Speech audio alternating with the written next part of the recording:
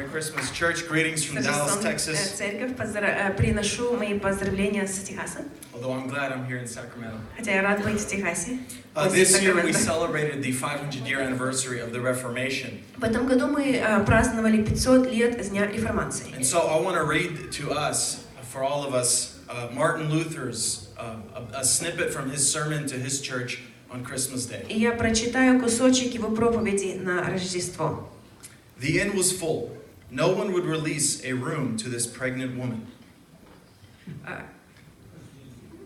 She had to go to a cow stall and there bring forth the maker of all creatures, because nobody would give way. Shame on you, wretched Bethlehem. The inn ought to have been burned with brimstone, for even though Mary had been a beggar, maid, or unwed, anybody at such a time would have been glad to give her a hand.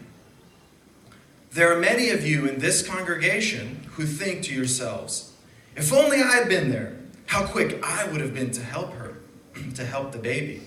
I would have washed his linen. How happy I would have been to go with the shepherds to see the Lord lying in the manger.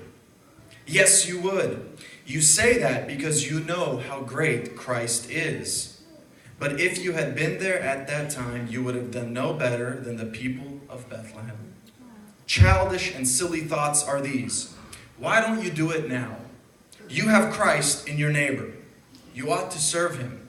For what you do to your neighbor in need, you do to the Lord Christ himself.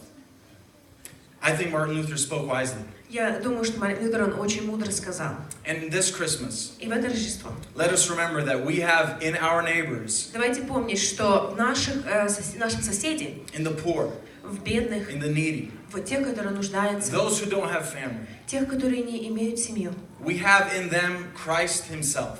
в них мы имеем Христа самого. And how will we then treat Christ himself around us? И как мы будем относиться к Христу самому вокруг нас? Христос народився.